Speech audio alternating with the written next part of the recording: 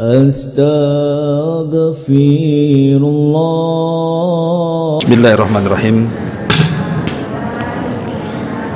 Assalamualaikum warahmatullahi wabarakatuh.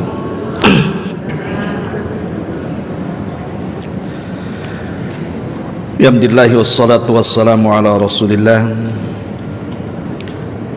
wa ala alihi wa sahbihi wa mawalah wa la hawla wa la quwata illa billahi wa ba'du.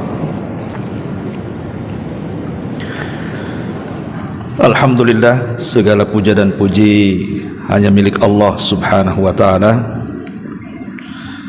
Salawat dan juga salam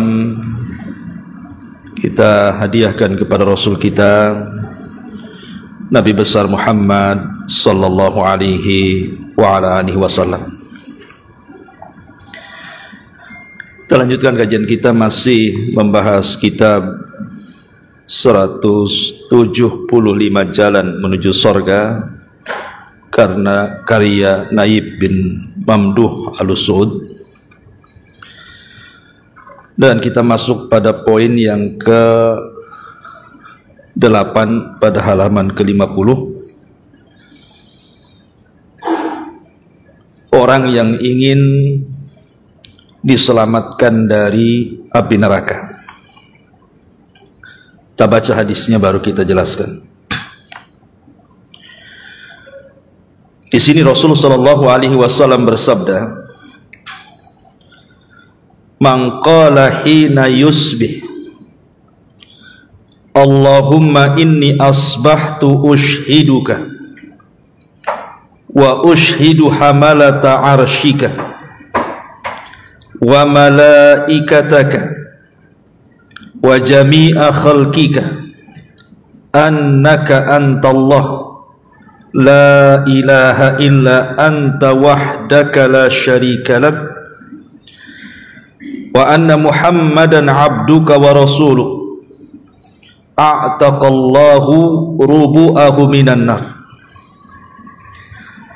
faman qala marrataini a'taqallahu nisfahu wa man qalaha thalathan a'taqallahu thalathata arba'ihi fa in qalaha arba'an a'taqallahu minan nar. Barang siapa yang ketika memasuki waktu pagi ia pun mengucapkan, ya Allah, sesungguhnya aku telah memasuki waktu pagi dengan menyatakan persaksian kepada para malaikat-malaikat yang memikul arasy-Mu, persaksian kepada seluruh malaikat-malaikat dan persaksian kepada seluruh makhluk ciptaan bahwasannya Engkau adalah Allah, zat yang disembah, tidak ada sesembahan yang berhak disembah kecuali Engkau satu-satunya, tidak ada sekutu bagimu, dan bahwasannya Muhammad adalah hamba dan utusan-Mu. Maka barang siapa yang mengucapkan kalimat ini, kata Rasul, niscaya Allah akan menyelamatkan 1/4 darinya dari api neraka. Barang siapa mengucapkan 2 kali, niscaya Allah akan menyelamatkan 1/2 darinya. Barang siapa yang mengucapkan 3 kali, niscaya Allah akan menyelamatkan 3/4 darinya. Namun jika dia mengucapkannya 4 kali, niscaya Allah akan menyelamatkan darinya seluruhnya dari api neraka. Taib. Ma'asyiral muslimat yang dimuliakan Allah subhanahu wa ta'ala, poin ke-8 ini di antara jalan menuju surga Allah subhanahu wa ta'ala adalah membaca doa saat pagi. Dan salah satu doa yang dibaca atau zikir yang dibaca di pagi hari adalah zikir ini. Ini yang disebut dengan zikir pagi petang namanya. Lah salah satu zikir pagi petang inilah yang diajarkan Nabi sallallahu alaihi wasallam. Ushhidu wa ushhidu hamalata arsyik wa malaikataka wa jami'a khalqika annaka antallah la ilaha illa anta wahdahu la syarikalah wa anna Muhammadan abduka wa rasuluka. Ini pendek dan mudah dihafal insyaallah. Baik. Ada sebuah ayat dalam Al-Qur'anul Karim di mana Allah Subhanahu wa taala ketika menyebutkan kebahagiaan orang-orang yang beriman saat menjelang kematiannya. Di antara seruan yang diseru malaikat kepada orang yang sedang naza, yang sedang sakaratul maut itu, apa seruannya? Ya ayyatuhan nafsul mutmainnah irji'i ila rabbiki radiyatan mardiyah. Wahai jiwa yang tenang, keluarlah kepada keridhaan Allah Subhanahu wa taala, dan dia pun akan mendapatkan redha dari Allah Subhanahu wa taala. Sebagian ahli tafsir mengatakan, ketika malaikat mencabut nyawa, kemudian mengatakan wahai jiwa yang tenang. Siapa jiwa yang tenang ini? Jiwa yang tenang adalah jiwa yang semasa hidup dia senantiasa berzikir kepada Allah Azza wa Jalla. Dan itu dijelaskan dalam ayat yang lain, ala bi dzikrillahi tatmainnul qulub. Ingatlah dengan memperbanyak zikir kepada Allah Azza wa Jalla, itulah yang membuat tenang. Jadi zikir itu menenangkan. Bahkan saat dipanggil ketika sakaratul maut saja, panggilannya adalah jiwa yang tenang. Kenapa jiwanya tenang? Karena selama hidupnya dia senantiasa berzikir kepada Allah Subhanahu wa taala. Ma'asyiral muslimat yang dimuliakan Allah Subhanahu wa taala, lah salah satu zikir yang diajarkan Rasul kepada kita. Ingat, kalau bisa jangan sembarang seseorang itu membuat zikir yang tidak diajarkan Nabi. Tapi pastikan bahwa lafaz-lafaz zikir yang kita ucapkan atau yang kita hafal itu, baik di pagi ataupun di petang, kalau bisa ada lafaznya langsung dari Nabi, itu lebih baik. Karena bagaimanapun Nabi SAW ketika mengajarkan sebuah lafaz zikir, maka kandungannya syarat dengan makna. Makanya kalau bisa kita hafal zikir pagi dan petang ini karena manfaatnya banyak. Lah salah satunya adalah ini yang dibaca ketika kita zikir di pagi dan petang hari. Lalu kapan waktunya? Zikir pagi itu kapan waktunya? Ulama mengatakan boleh dibaca sebelum subuh dan boleh dibaca setelah subuh sampai waktu duha. Itu zikir pagi. Tapi kalau zikir petang bisa dibaca setelah asar atau setelah maghrib. Jadi boleh setelah asar, boleh juga setelah maghrib. Tapi kalau pagi boleh sebelum subuh ataupun setelah subuh sampai waktu duha. Jadi waktunya panjang sebenarnya. Lah di sini Nabi Shallallahu Alaihi Wasallam memberikan sebuah keutamaan. Satu lafaz ini saja Bu, kalau ibu baca, ushiduka wa ushidu hamalata arshika wa malaikataka wa jami'a khalqika annaka antallahu la ilaha illa anta wahdaka la syarika lak wa anna Muhammadan abduka wa rasuluh. Apa kata Nabi Shallallahu Alaihi Wasallam? A'taqallahu rubu'ahu minan nar. Maka Allah Subhanahu wa taala akan membebaskan 1/4 badan kita dari api neraka. Berarti kalau seandainya 2 kali kita baca, berarti separuh badan kita diselamatkan dari neraka. Berarti kalau seandainya 3 kali, berarti 3/4 badan kita selamat dari neraka. Kalau 4 kali, selamatlah dari kepala sampai kaki, terbebas dari api neraka. Kan enak, baca 4 kali saja, 1 badan kita sudah diselamatkan. Kalau 1 kali kan 1/4, kemudian 2 kali separuh, kemudian 3 kali 3/4. Kalau 4 kali, berarti semua badan kita terselamatkan dari api neraka. Lihat bagaimana rahmat Allah subhanahu wa ta'ala kepada kita. Hanya membaca 1 doa ini saja 4 kali, itu sudah dijamin kita oleh lisan Nabi SAW terbebas dari api neraka. Ma'asyiral muslimat yang dimuliakan Allah Azza wa Jalla, ini bagian kecil keutamaan zikir pagi ini. Baik, kita akan bentangkan sedikit keutamaan yang lebih daripada itu yang dijelaskan oleh para ulama.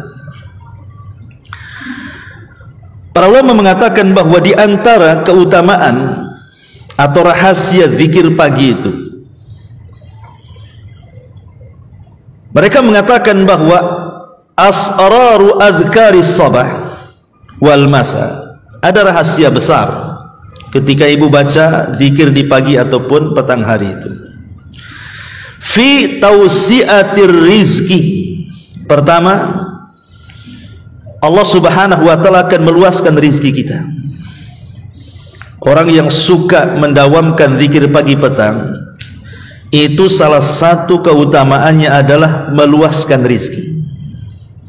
Siapa sih di antara kita yang ingin diluaskan rizki? Semua kita ingin diluaskan rizki. Dan rizki itu bukan hanya terbatas harta saja. Ustaz, saya sudah zikir pagi, ya penghasilannya segini-gini aja. Suami saya juga segini-gini saja. Kok tak tambah-tambah ya? Ini sudah 10 tahun saya baca ini masih ngontrak saja ini. Kok tidak punya rumah sendiri?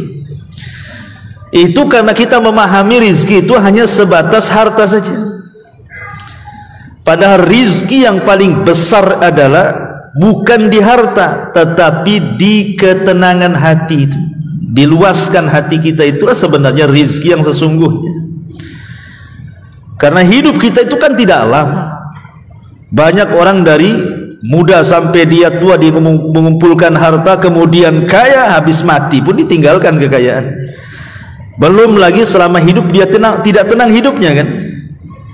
Tapi banyak orang-orang yang ya kondisinya sih tidak terlalu kaya, pas-pasan lah hidupnya, tetapi hatinya luas, makanya luas segalanya. Dan itu salah satunya adalah dengan zikir pagi.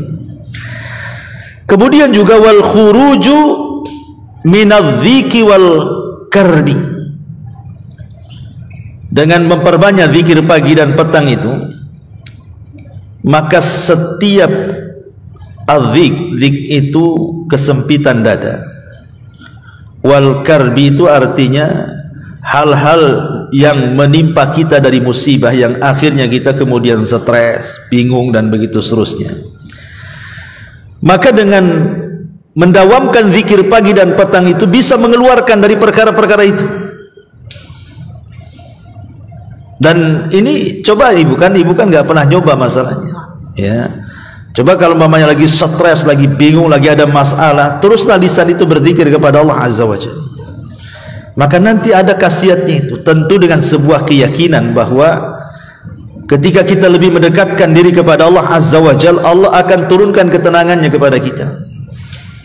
Bahkan lebih daripada itu, al-ibtiadu anil hammi wal hazani, bisa menjauhkan dari al-ham wal hazan, bingung dari perkara yang akan dihadapi dan sedih dari perkara yang sudah berlalu.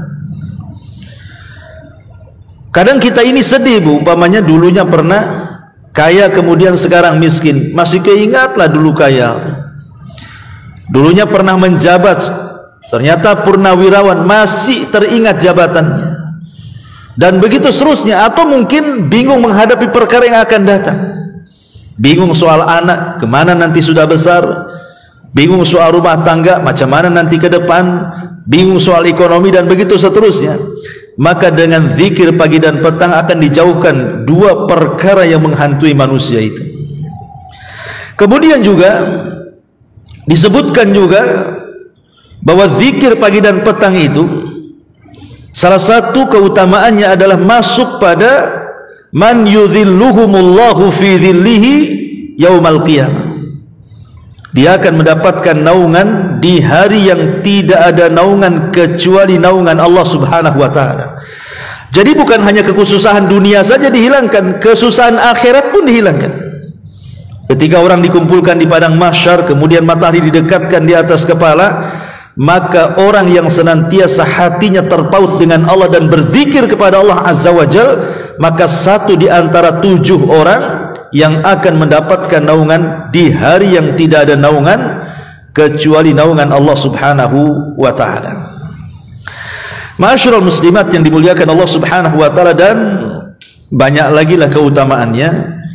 Sebelum kita lanjut, kita akan syarah dulu hadis yang kita baca ini, baru kita bentangkan ke yang lainnya. Di sini kata para ulama, di sini ada lafaz ushiduka, aku bersaksi kepadamu ya Allah. Wa ushidu hamalata arsyika, dan aku bersaksi juga kepada para malaikat-malaikat yang memikul arasmu. Dan aku bersaksi juga dengan seluruh malaikat yang kau ciptakan dan seluruh makhluk yang kau ciptakan. Apa yang kita saksikan? La annaka antallahu la ilaha illa anta, bahwa engkau ya Rabb adalah sesembahan yang tidak berhak disembah kecuali engkau semata. Para ulama mengatakan kalimat ushiduka, aku bersaksi kepadamu, maksudnya adalah hadza al-iqraru bil wahdaniyati. Kalimat ini menunjukkan pengakuan kita tentang keesaan Allah Subhanahu wa taala. Berarti kalau kita mengucapkan kalimat ini di pagi hari, kita ini sedang membuka hari kita dengan tauhid, gitu maksudnya. Jadi ibu kalau baca pagi hari sebelum subuh atau setelah subuh, zikir yang diajarkan ini seolah-olah ibu sedang membuka hari itu dengan tauhid. Dan tidak ada kalimat yang paling afdal diucapkan melebihi kalimat tauhid. Kalau seandainya langit dan bumi ini ditimbang di satu neraca, dan kalimat la ilaha illallah ditimbang di neraca satunya, tentu la ilaha illallah jauh lebih berat dibandingkan langit dan bumi. Artinya ibu sedang membuka pintu sorga dengan kalimat yang memberatkan setiap timbangan amal kita. Kan enak ya. Karena ada orang-orang itu yang ketika di pagi hari dia tidak mau berdoa tuh, tidak mau mentauhidkan Allah Subhanahu wa taala. Yang lebih parahnya kadang-kadang hari-harinya setiap hari dia buka dengan laknat Allah Azza wa Jalla. Seperti orang-orang yang tidak pernah sholat. Coba dia bangun tidak sholat tuh, secara otomatis kalau tidak sholat ya tidak wudu. Kalau tidak wudu ya tidak ada bacaan-bacaan zikir yang ia bacakan begitu. Kalau seandainya kemudian setiap hari orang ini membuka harinya dengan laknat Allah, nanti kemudian siang juga sama, tidak sholat lagi dilaknat lagi, sore tidak sholat lagi dilaknat lagi, nanti malamnya gitu lagi. Lah orang yang seperti ini mau berkah gimana caranya? Sementara keberkahan itu datang dari Allah Subhanahu wa taala. Maka orang yang membuka paginya dengan tauhid kepada Allah Azza wa Jalla, dengan berzikir dan juga melaksanakan salat yang wajib, berarti hakikatnya kita telah membuka pintu berkah langit dan bumi itu, karena membuka harinya dengan tauhid. Ma'asyiral muslimat yang dimuliakan Allah Azza wa Jalla, ini poin yang pertama. Kemudian poin yang kedua di sini, wa ushidu hamalata arsy, dan juga saya bersaksi dengan para malaikat-malaikat yang memikul arsy. Nabi SAW pernah diizinkan oleh Allah Subhanahu wa Ta'ala untuk mensifatkan malaikat pemikul arsy. Kata Nabi SAW, tahu enggak siapa malaikat pemikul arsy itu? Kata Rasul, badannya itu sangat tinggi menjulang ke langit. Jadi kakinya itu nempel di bumi yang paling rendah. Bumi ini itu kan 7 lapis tuh, ke bawah. Lah kakinya itu di bawah lapisan yang ke-7. Kemudian badannya terbentang sampai melintasi seluruh langit yang ada di langit. Membentang ke langit pertama, kedua, ketiga, keempat, kelima, keenam, ketujuh, sampai melewati arsy. Sampai melewati kursi, sampai melewati sidratil muntaha, sampai melewati sorga. Baru kemudian tanduknya, malaikat pemikul arsy kan punya tanduk tuh. Tanduknya itulah yang memikul arsy Allah Subhanahu wa Ta'ala. Bu, kalau bukan Nabi yang menceritakan, mungkin kita katakan ini kayak hayalan saja. Masa ada makhluk sebesar itu kan begitu ya, kakinya menembus ke 7 lapis langit yang paling dalam, tiba-tiba kemudian badannya menjulang sampai seluruh lapisan langit, sampai tembus ke kursi, ke sidratil muntaha, sampai ke sorga. Kayak menghayal jadinya. Tetapi karena yang menghabarkan Nabi SAW, salah satu bentuk keimanan kepada Rasul adalah at-tasdiqu bima akhbar. Kita harus membenarkan apapun yang dihabarkan Nabi, masuk di akal atau tidak masuk di akal. Memang gak masuk di akal kan, mana ada makhluk sebesar itu, setinggi itu. Tapi itulah Nabi SAW yang menghabarkan, kita wajib membenarkan. Ada juga yang mengatakan bahwa malaikat hamalatul arsy ini adalah Israfil. Jadi Israfil ini dia punya tugas ganda. Sebelum kiamat maka dia ditugaskan untuk memikul arsy. Tetapi kalau sudah mendekati kiamat, maka Allah Subhanahu wa Ta'ala akan berikan tugas lain berupa meniup sangkakala. Dan para malaikat pemikul arsy ini bukan satu. Allah Subhanahu wa Ta'ala menghabarkan semua jumlahnya ada 8. Ketika Allah Subhanahu wa Ta'ala menciptakan arsy ini belum disanggah oleh malaikat, belum. Jadi Allah ciptakan arsy, baru Allah ciptakan malaikat pemikulnya. Lah para malaikat pemikul arsy ini ditugaskan oleh Allah untuk memikul arsy. Ketika melihat besarnya arsy, malaikat-malaikat ini sempat kurang optimis kalau dia sanggup memikul arsy itu, dan mengatakan, ya Rabb, arsy sebesar ini mana sanggup kami memikulnya, katanya. Karena besarnya arsy Allah itu, Bu, ibu bisa bayangkan kalau seandainya langit dengan bumi saja kita bandingkan, ibarat ibu lempar cincin ke padang pasir. Cincin itu buminya, padang pasir itu langitnya. Kalau kita gabungkan tuh langit dengan bumi, kemudian kita bandingkan dengan kursi, maka sama dengan cincin dilempar ke padang pasir. Cincin itu langit buminya, padang pasir itu kursinya. Oke lah, kita gabung semuanya, kursinya, sak langitnya, sak buminya, sak planet-planetnya, semuanya kita gabung jadi satu. Dibandingkan dengan arsy Allah Subhanahu wa Ta'ala, maka itu sama dengan cincin dilempar ke padang pasir. Cincin itulah kursinya, langitnya, buminya, galaksinya. Padang pasir itulah arsy-nya. Cemana yang menciptakannya? Allahu Akbar. Tentu Allah lebih besar dibandingkan makhluknya kan. Makanya sempat kemudian malaikat-malaikat pemikul arsy saat diciptakan itu enggan untuk memikul arsy. Mana sanggup kami memikul ini, katanya.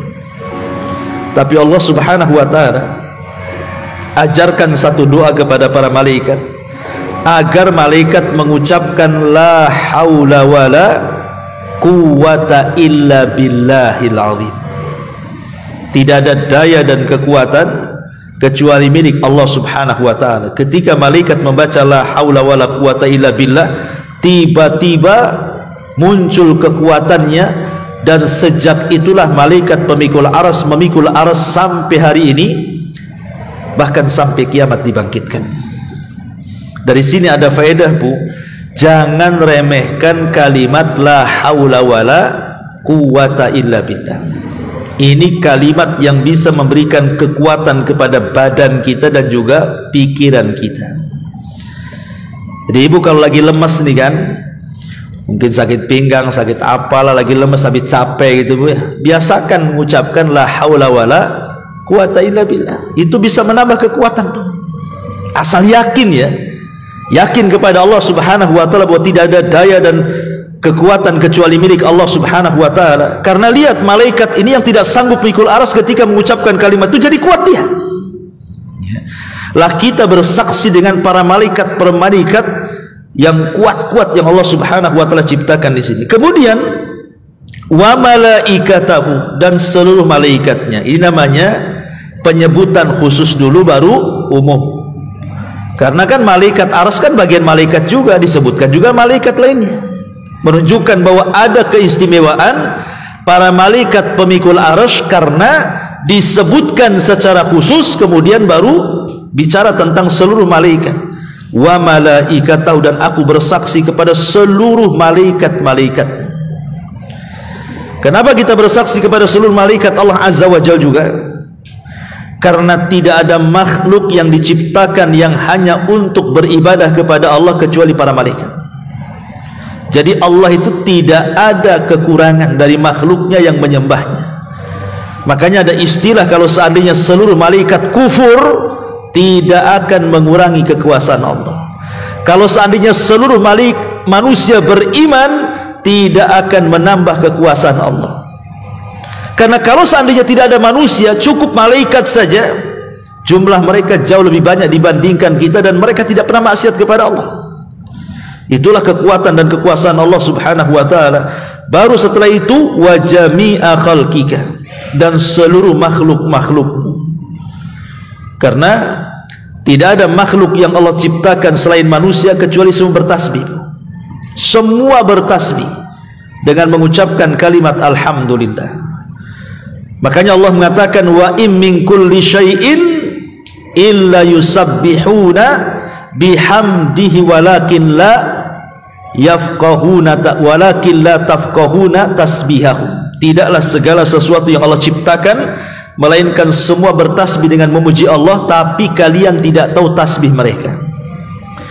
Jadi kalau seandainya Allah perdengarkan tiang ini bu, tiang di masjid ini, Allah perdengarkan tiang ini bertasbih, maka ibu akan mendengar tiang ini mengucapkan kalimat alhamdulillah.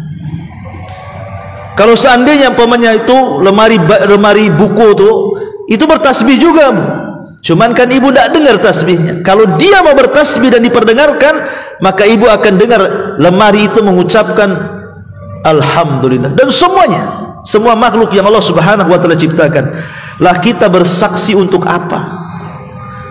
Untuk tauhid, annaka antallah la ilaha illa anta wahdaka la syarikalah. Bahwasanya engkau ya Rabb, engkau adalah Allah yang tidak ada sesembahan yang berhak disembah kecuali engkau saja, dan tidak ada sekutu bagi engkau, wa anna Muhammadan abduka wa rasuluh, dan bahwasanya Muhammad adalah hamba Allah dan rasulnya. Lihat bagaimana kandungan makna ini, bahwa zikir ini kenapa dicantumkan pengarang coba. Kan zikir pagi petang itu banyak, kenapa ini pula yang dicantumkan seolah-olah ini yang paling bagus gitu ya.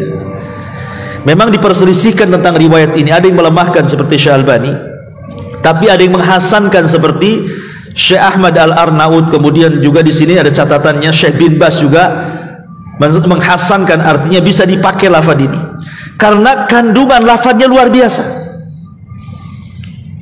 Kata pengarang Al-Aunul Ma'bud, lihat bagaimana kandungan zikir ini semua berkisar tentang tauhid, semua berkisar tentang keesaan Allah, bahwa Allah itu tidak ada sekutu baginya, dan kita persaksikan tauhid kita kepada Allah, kepada malaikat, dan kepada seluruh makhluk yang Allah ciptakan. Makanya saking dahsyatnya kandungan tauhid dalam doa ini, wajar kalau Nabi SAW sampai mengatakan, siapa yang membaca satu kali, seperempat badan kita dibebaskan dari api neraka. Siapa yang membaca dua kali, separuh badan kita dibebaskan dari api neraka. Siapa yang membaca 3 kali, maka Allah bebaskan 3/4 dari badan kita. Siapa yang membaca 4 kali, terbebaslah kita dari api neraka. Kan enak Bu, baca 4 kali sudah ada jaminan kita terbebas dari api neraka. Ya kadang-kadang kita ini sudah jelas keutamaannya pun kadang-kadang malas gitu ya. Ini yang jelas keutamaannya. Kadang yang tidak jelas keutamaannya pula yang dibaca oleh kita. Maka saya anjurkan Bu, baca doa ini di pagi. Oke lah, seandainya Ibu tidak hafalkan, kalau kita melihat riwayat zikir pagi saja itu bisa sampai 22-23 lafaz yang kita harus baca ya. Oke, mungkin Ibu tidak menghafal semuanya. Ya minimalnya kalaupun tidak hafal semuanya, ambillah yang paling baik yang jelas keutamanya. Salah satunya ini, doa ini. Nah, ini hafal ini. Kan ini kan pendek saja ini. Ya ushiduka wa ushidu hamalata arshika wa malaikataka wa jami'a khalqika annaka antallah la ilaha illa anta wahdaka la syarika lak wa anna muhammadan abduka wa rasuluk. Ini kan pendek ya. Baca 4 kali. Jadi kalau Ibu baca 4 kali setiap pagi, berarti hari ini kita terbebas dari api neraka. Besok kita baca lagi, terbebas dari api neraka lagi 1 hari itu. Terus sampai kemudian Allah takdirkan kita meninggal dengan membaca ini. Insya Allah penuh keyakinan Bu, kita tidak mungkin disentuh api neraka, karena jaminannya atas lisan Nabi. Nabi yang menjamin kita tidak akan disentuh api neraka dengan membaca ini. Itulah enaknya zikir. Zikir ini ibadah yang gratisan. Tidak perlu pakai uang. Kalau Ibu mau zakat pakai uang, mau sedekah pakai uang, mau sholat perlu gerakan lagi kan gitu.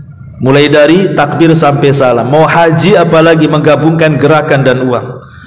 Sebutkan ibadah, semuanya itu pasti ada gerakan yang melelahkan dan ada biaya yang harus dikorbankan.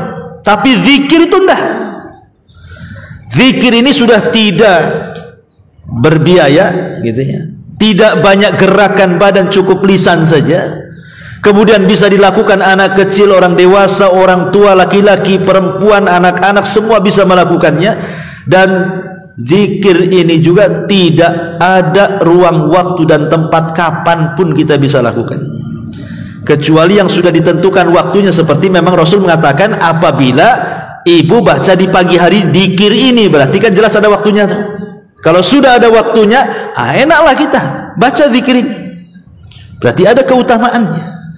Tapi yang jelas bahwa kalau Ibu membaca doa ini kemudian di pagi hari, maka seolah-olah Ibu membuka hari Ibu dengan tauhid kepada Allah Subhanahu wa taala. Dan kalau itu yang dilakukan, berarti 1 hari itu Allah Subhanahu wa taala pasti akan memberikan berkahnya kepada kita, karena kita mentauhidkan Allah. Ya. Ma'asyiral muslimat yang dimuliakan Allah Subhanahu wa taala. Kemudian juga kalau kita lebih membentangkan lagi tentang keutamaan zikir ini, di antara faedahnya, faedah daripada zikir ini apa sih? Kenapa kemudian zikir yang kita baca ini sangat penting dibaca setiap pagi? Saya ambil ucapan seorang ulama namanya Al-Imam As-Safarini rahimahullahu ta'ala di dalam kitabnya Syarhu Mandhumah Al-Adab. Apa kata beliau? Wal hikmatu fihi iftitahun nahari wa ikhtitamuhu bil adhkari allati 'alaiha al-madar wa hiya mukhul ibadati wa biha tahsulul afiyatu was sa'adatu. Beliau mengatakan, adapun hikmahnya kenapa kita buka dengan zikir ini di pagi hari dan juga kita tutup dengan zikir ini di petang hari, kata beliau, karena zikir itu sendiri adalah mukhul ibadah. Dia adalah jantung daripada ibadah itu sendiri. Hati kalau tidak ada zikir Bu, itu jadi mati, maksudnya begitu. Makanya ada istilah perbedaan orang yang berzikir dengan orang yang tidak berzikir, itu sama dengan orang mati dan orang hidup. Jadi kalau orang mati itulah orang yang gak zikir itu. Kalau orang hidup itulah orang yang berzikir. Atau kalau lebih jelasnya, orang yang berzikir dengan orang yang tidak berzikir itu sama kalau ibu punya rumah, ndak ada pintu, ndak ada jendela. Ibu kalau punya rumah nih, ndak ada pintunya, nggak ada jendelanya kan, semua bisa masuk kan Bu? Kotoran bisa masuk, debu bisa masuk, sampah-sampah bisa masuk, kena angin, bahkan maling pun bisa masuk, penjahat pun bisa masuk. Lah itulah hati kalau tidak berzikir, semua bisa masuk ke badan tuh. Setan bisa masuk, was-was bisa masuk, stres bisa masuk, semua bisa masuk tuh jadinya kan. Tapi kalau ibu berzikir berarti seolah-olah ibu punya rumah, ada pintu, ada jendelanya, tidak sembarang masuk. Setan aja tidak bisa masuk, kejahatan nggak bisa masuk, was-was nggak bisa masuk, stres sedih nggak bisa masuk. Kenapa? Karena ada tamengnya tuh. Tameng itulah zikir kepada Allah Subhanahu Wa Taala. Bahkan lebih daripada itu, wabiha tahsulul afiyatu wassa'adah. Dengan itu, dengan membaca zikir dari di awal hari dan juga akhir hari, bisa mendapatkan afiyah. Afiyah itu artinya kesehatan dan juga kebahagiaan. Jadi seolah-olah ibu memulai pagi itu dengan kesehatan dan terbentang kebahagiaan sampai sore hari. Ingat ketika saya membahas ini Bu, bahwa setiap malam itu kan setan datang kepada kita, kemudian mengikat setiap tengkuk manusia. Ibu kalau mau tidur malam-malam, itu setan itu sudah nengok-nengok ibu tuh, kapan dia tidur. Kadang-kadang sengaja kalau masih ba'da isya, kalau memang ibu belum tidur itu sengaja nggak digantuk-gantukan sama setan tuh. Nanti setan datang ke telinga ibu, ambil tuh handphone tuh, tengok Instagram, kata setan tuh kan. Nah, tengok WA, mungkin di grup itu ada yang gibah ibu. Tengok TikTok, kalau bisa main TikTok kan gitu. Jadi orang itu dibuat tidak tidur tuh. Karena kan ba'da isya sampai separuh malam atau sampai sepertiga malam itu ulama menyebutnya waktu setan tuh. Waktu setan tuh ada 3. Waktu setan itu ada 3. 1, sebelum maghrib, itu waktu setan. Makanya kenapa Nabi SAW melarang tidak boleh mengeluarkan anak-anak di waktu maghrib itu, karena setan lagi main-main tuh. Jadi kalau sudah menjelang maghrib jangan mengeluarkan anak-anak keluar, nanti kesambet anaknya. Ini karena waktu setan. Yang kedua, waktu setan itu selepas isya tuh, sampai pertengahan malam atau sampai sepertiga malam. Itu waktu setan berkeliaran tuh. Nah, setan itu datang ke ibu itu menggoda ibu supaya jangan tidur cepat. Ya, dikasih was-was, bilanglah sama suami, itu loh di pojok sana ada warung baru buka tuh, enak tuh, itu viral tuh di TikTok tuh. Nah, akhirnya kuliner malam, ya kan? Pulangnya jam 11. Pulang itu tidak langsung tidur, nengok handphone dulu sampai jam 12, jam 1 baru ngantuk. Jadi setan itu mempermainkan kita itu, ba'da isya itu gimana caranya jangan sampai tidur. Nanti kalau sudah jam 12 baru nguap-nguap, ngantuk-ngantuk, jam 1 tidur, dipastikan kalau jam 1 tidur, tidak mungkinlah tidur 1 jam 2 jam ibu bangun. Apalagi memang julukannya Ummu Naum gitu ya. Ibu tukang tidur iyalah, itu makin gak bangun kan itu. Jadi kalau sudah seperti itu, sudah tidurnya lambat, setan itu ketika tidur ganggu lagi tuh. Sudah diganggu jangan tidur, ketika tidur diganggu lagi dengan cara apa? Diikatlah tengkuk kita itu 3 ikatan. Lah setiap satu ikatan itu kan ada mantranya tuh. Apa mantranya? Kata setan, nim naumatan tawilah katanya. Tidur malam masih panjang katanya. Nanti diikat lagi, gitu lagi. Tidur malam masih panjang, tidur malam masih panjang. Padahal sudah subuh tuh. Masih tidur masih panjang saja tuh. Baru kalau jam 8 kata setan bangun katanya. Setan yang bangunin kita. Tapi kalau kita bangun sebelum subuh, kemudian kita bacalah doa ini, doa yang diajarkan Nabi SAW ini. Ya, ushiduka wa ushidu hamalata arshika, dan begitu seterusnya. Apa kata Nabi SAW? Wa idza staiqadha wa dzakarallaha, apabila orang itu terbangun kemudian dia berzikir kepada Allah Azza wa Jalla, maka hilang 1 ikatan. Baru 1 ikatan. Ya, tapi kalau seandainya kemudian lanjut setelah berzikir ibu baca ini atau baca-baca zikir pagi yang lainnya gitu ya, sebelum subuh tuh, kemudian ibu mulai beranjak ke kamar mandi, kemudian berwudu, hilang 2 ikatan. Kemudian ibu sholat subuh atau mungkin sholat yang lain sebelum subuh, maka 3 ikatan itu hilang. Apa yang terjadi? Maka di pagi hari kata Nabi SAW, tayyibu nafsi, ibu jiwanya bersih, jiwanya akan tentram, tenang. Bahkan dalam riwayat, ibu akan nasyid, akan semangat, tahu arah hidup hari itu. Tapi orang kalau kemudian tidak baca zikir, tidak wudu, tidak sholat, maka hari itu akan menjadi hari yang paling buruk dalam hidupnya. Kenapa? Karena Allah buat kotor jiwanya, dan Allah berikan masalah yang terkadang tidak tahu datang dari mana masalah itu. Tahu-tahu banyak masalah saja. Kan lihat keutamaan zikir luar biasa. Makanya kalau ibu baca ini luar biasa, bisa mengurai ikatan setan kalau dibaca sebelum subuh, gitu maksudnya. Kalau dibaca setelah subuh ya lain lagi keutamaannya. Tapi yang jelas bahwa satu zikir ini saja, ini sudah cukup bagi kita, kata Nabi SAW, membebaskan kita dari api neraka. Wallahu a'lam bishawab. Ini juga diantara perkataan Al-Imam As-Safarini rahimahullahu ta'ala.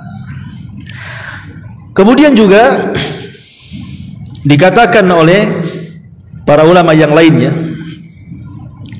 bahwa zikir pagi dan petang ini kasbu ridallahi azza wajal, ibu akan mendapatkan keridhaan Allah azza wajal, ziyadatu quwwatil imani billah, dan akan bertambah kekuatan iman kita kepada Allah, dawamu silati billah, dan akan senantiasa terhubung antara kita dengan Allah subhanahu wa ta'ala, wa dzikrullahi azza wa jalla lil abdi fi malail a'la, dan lebih daripada itu nama ibu disebut-sebut di atas langit sana. Jadi kalau ibu ingin terkenal di langit, ingin jadi selebritis langit, banyak-banyak zikir maksudnya. Maka yang memuji kita itu para malaikat di langit sana. Bayangkan Allah menyebut nama kita, kemudian memuji kita, habis itu dipuji oleh seluruh malaikat yang ada di langit. Kita dipuji malaikat Jibril, Mikail, Israfil, dan seluruh malaikat langit. Apa enggak bangga kita itu?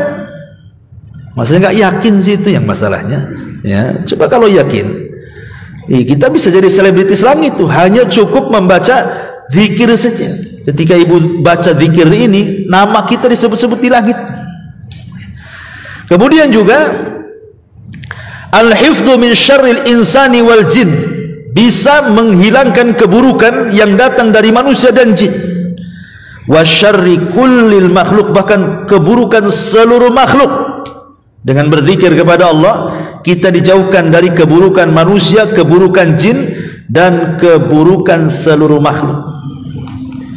Karena Allah subhanahu wa ta'ala menciptakan manusia itu kan tidak semuanya baik. Ibu punya kawan kan, ada yang baik, ada yang tidak baik kan, itu ya. Lah kita berlindung kepada Allah dengan memperbanyak zikir itu, jangan sampai kita mendapatkan keburukan dari kawan yang tidak baik. Karena kawan yang tidak baik ini kadang-kadang hasad, kadang-kadang dengki, kadang-kadang dendam, kadang-kadang punya penyakit di matanya, ain hasad, itulah ain hasad kan, kita tidak tahu.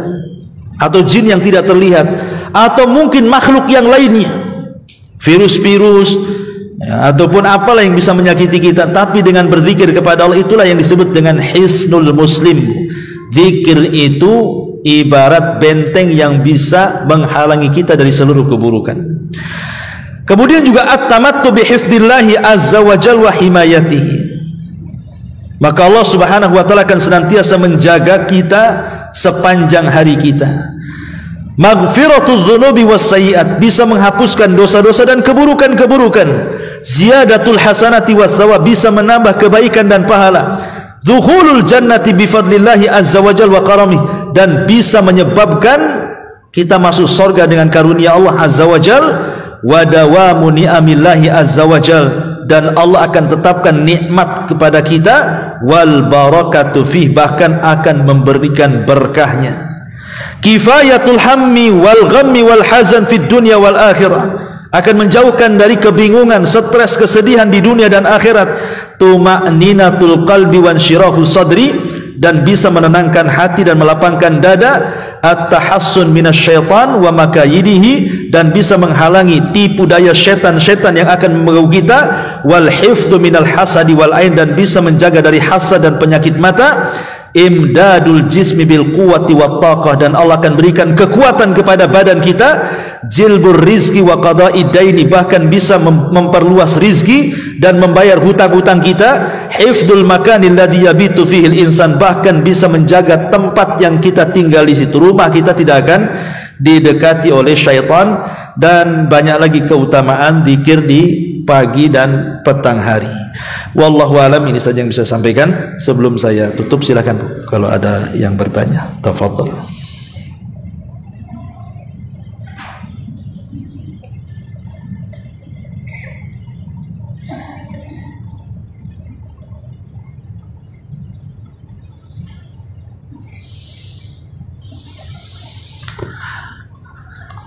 Ada? Iya. Ada mic-nya?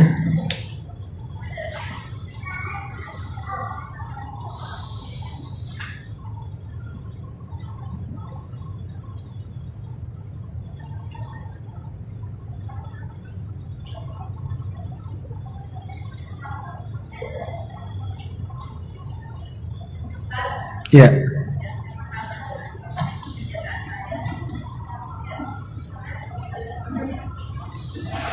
Nggak dengar Bu ya? Coba pakai mic.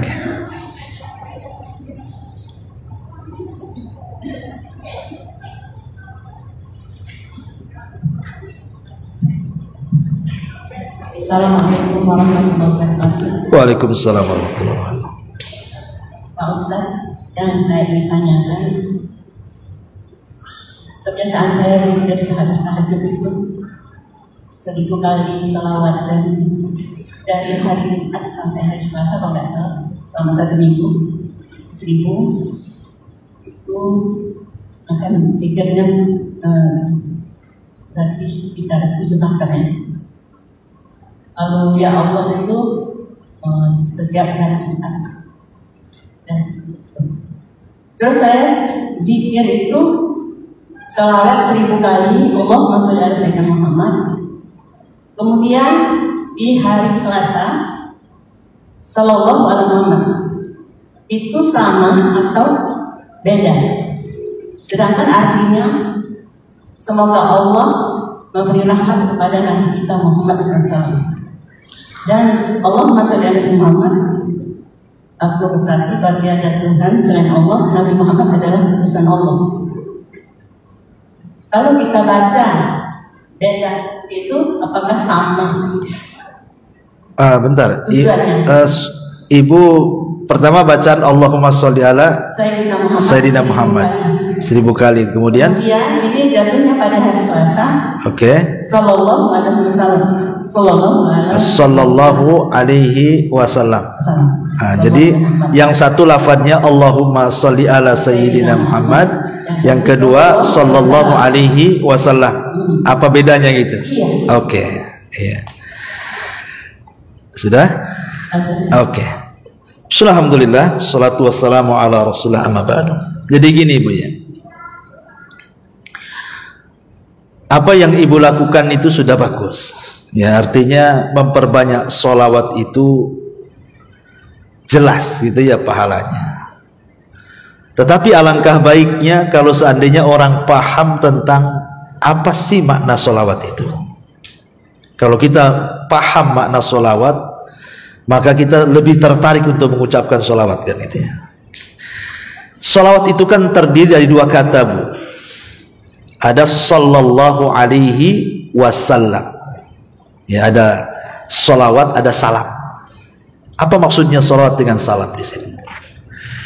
Sholawat itu artinya doa. Makanya sholat itu disebut sholat karena isinya doa. Adapun sholawat sendiri, sholawat itu ada 3 macam. Ada sholawat dari Allah, ada sholawat dari para malaikat Allah, ada salawat kita kepada Rasulullah. Adapun salawat Allah kepada kita, innallaha wa malaikatahu yusalluna 'alan nabi. Sesungguhnya Allah dan para malaikatnya bersalawat kepada Nabi, kan itu ya. Ya ayyuhalladzina amanu sallu 'alaihi wa sallimu taslima. Wahai orang-orang yang beriman, bersalawatlah kepada Nabi dan ucapkan salam kepadanya. Jadi salawatnya Allah kepada Nabi, maksudnya Allah akan memuji Nabi kita di hadapan para malaikat di langit sana. Jadi Allah memuji Nabi kita di hadapan para malaikatnya. Itu salawat Allah kepada Nabi. Adapun salawat malaikat kepada Nabi SAW, maka para malaikat memintakan kepada Allah Subhanahu wa taala ampunan kepada Nabi SAW. Adapun salawatnya kita kepada Nabi SAW, seolah-olah kita mengatakan, ya Allah, pujilah Nabi kami di hadapan makhlukmu yang ada di langit. Jadi kita meminta kepada Allah agar Nabi kita dipuji oleh Allah Subhanahu wa taala di hadapan makhluknya yang ada di atas sana.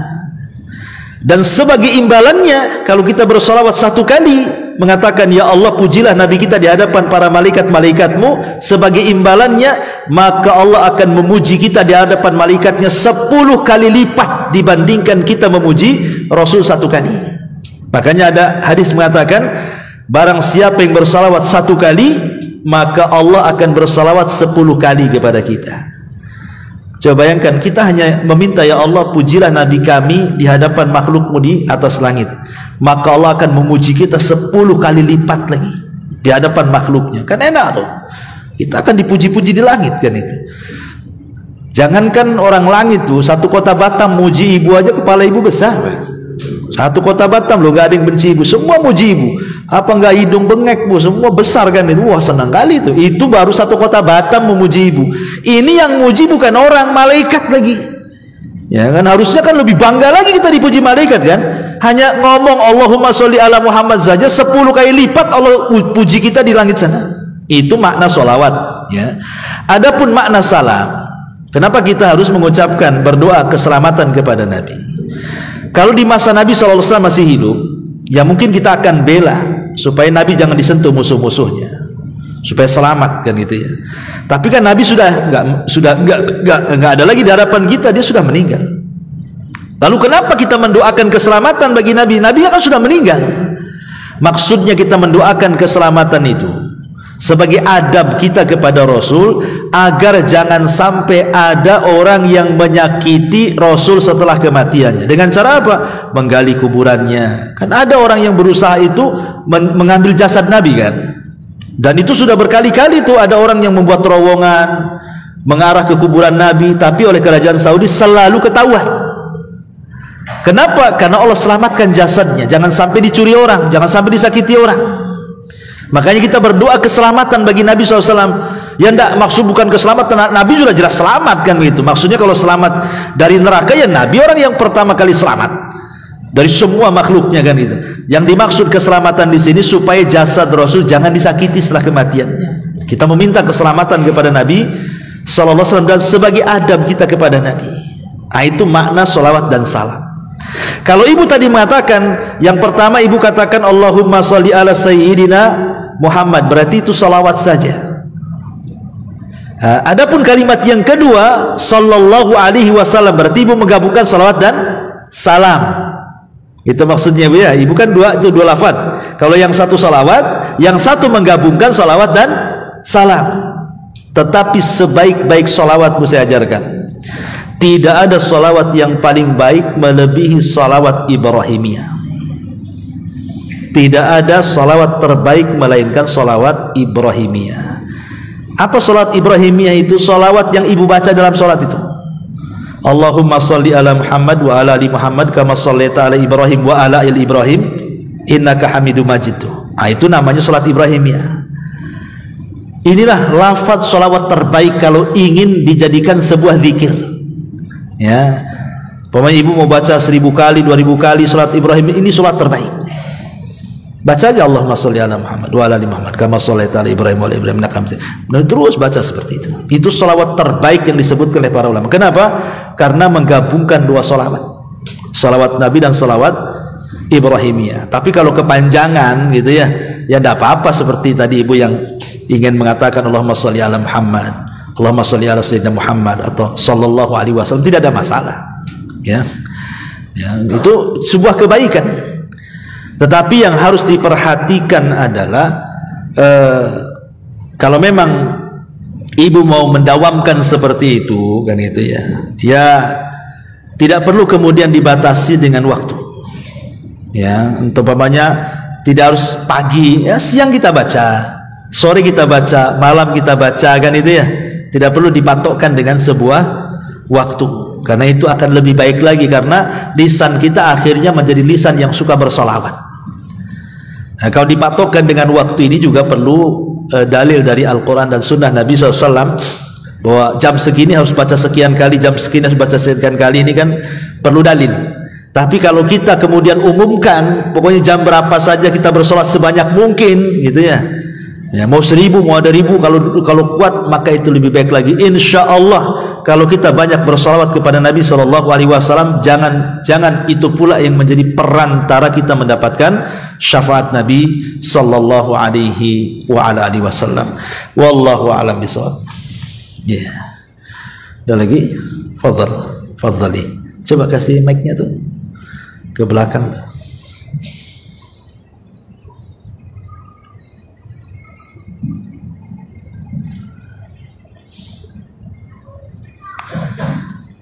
Bismillahirrahmanirrahim.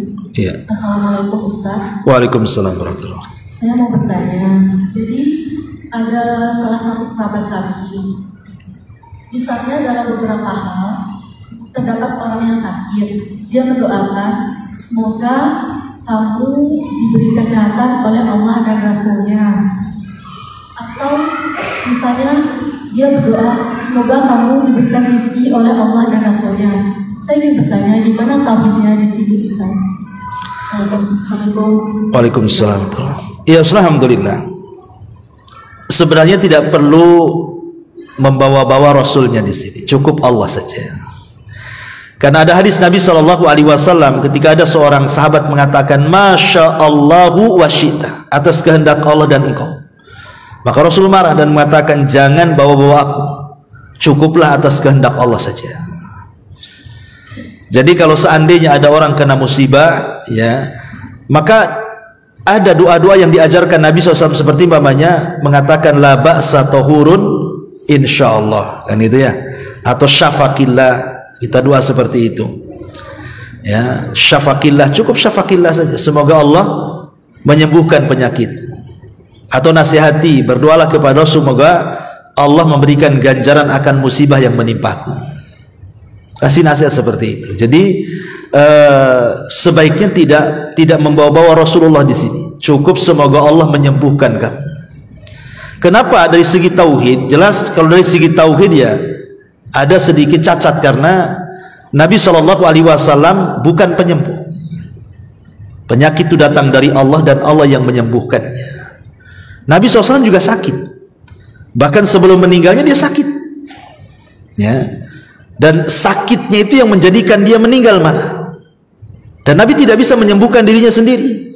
Makanya Nabi SAW kemudian meruqyah dirinya sendiri dengan membaca muawwidhataini, qul a'udzu birabbil falaq dan qul a'udzu birabbin nas. Kemudian diusapkan ke tempat ia sakit. Jadi dia aja berlindung kepada diri penyakitnya, kan begitu. Sehingga tidak ada yang menyembuhkan penyakit kecuali Allah saja. Cukup kalau ada orang yang sakit, ya kita katakan semoga Allah menyembuhkan penyakitmu. La ba'sa tahurun insyaallah syafaqillah, atau apalah doa-doa yang diajarkan Nabi. Syukur-syukur kalau kita ikut meruqyah. Ya, meruqyah dengan doa-doa yang diajarkan Rasul atau ayat-ayat Al-Qur'an, dan kita niatkan ruqyah kita itu untuk penyembuhan saudara kita. Jadi dari segi tauhid ya tidak benar kalau membawa Rasul dalam kesembuhan. Karena Rasul bukan penyembuh. Ya, tidak ada nama Rasul itu Asy-Syafi. Syafi itu nama Allah.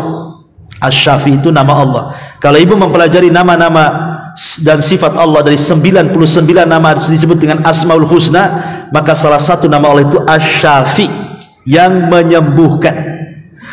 Dan tidak ada nama Rasul Asy-Syafi. Nama Rasul itu Al-Mahi, Al-Hashir, Al-Aqib, Ahmad, Muhammad. Nah, itu betul tuh. Ya. Ahmad, Muhammad ini satu makna, artinya banyak pujian, orang yang banyak dipuji. Ahmad atau Muhammad.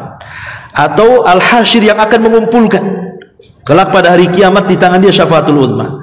Al-Mahi, yang menghapus, dengan kedatangan yang menghapus semua agama dan membawa ajaran yang bisa menghapus dosa-dosa kita dengan tauhid. Kemudian Al-Aqib, artinya tidak ada nabi sepeninggalnya, dan tidak ada nama Rasul Asy-Syafi, penyembuh. Asy-Syafi itu hanya Allah Subhanahu wa ta'ala. Maka sebaiknya cukup semoga Allah menyembuhkan kamu saja. Wallahu a'lam. Ya, sampai di sini. Ini sudah hampir siang. Subhanaka bihamdika asyhadu an la ilaha illa anta astaghfiruka wa atubu ilaik. Allahu ta'ala alam. Assalamualaikum.